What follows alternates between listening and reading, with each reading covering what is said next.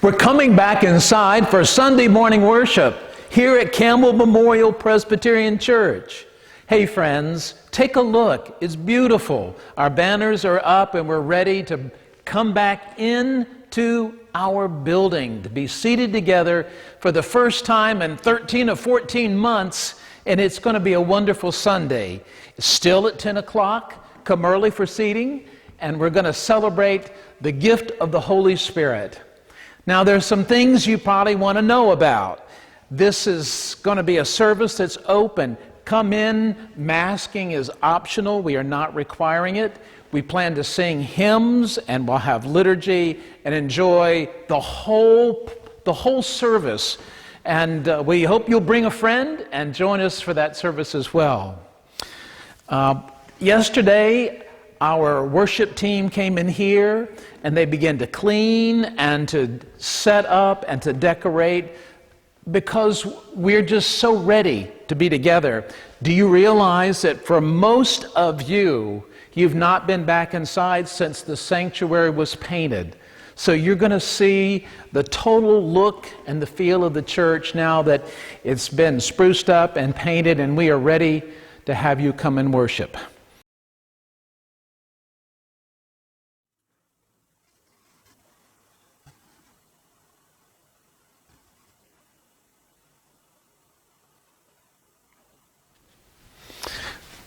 When you come to church this Sunday, you'll be seated in a pew just like all the Sundays before the pandemic. Just come and find your seat. There will be no hymn books in the pews, so the hymns and the liturgy will be printed on a bulletin. And in the pew, there'll be a visitor card and a prayer card so that if you're a visitor or you want to leave a prayer concern, fill the card out and place it in the offertory plate as it passes by. Now, Pentecost is one of those special offerings of our denomination. We have 4 each year. We received our Easter offering. The Pentecost offering focuses on youth and young people. These funds are used for designing youth programs for the church. It funds our young adult volunteer program, which sends youth and mission sites here in this country, but also overseas as well. And it also provides programs for children at risk. So it's a wonderful program. 40% of the funds received from the offering stay here in our congregation. So there'll be literature about the Pentecost offering in the pew as well. So no hymn books, but cards in the pews for you to fill out. And finally, and certainly, we want you to come prepared to give voice to the songs and hymns we'll be singing and giving thanks this Sunday. So come and bring your heart and your joy and your praise for a wonderful Sunday morning service. So it's Pentecost Sunday, and we remember the story.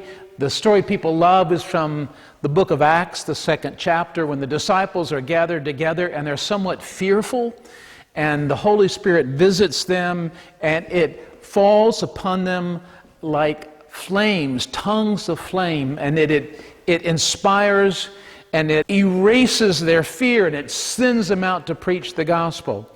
So I want to read you part of the text that I'll be using this Sunday, which is from the Gospel of John, the 16th chapter. It goes like this.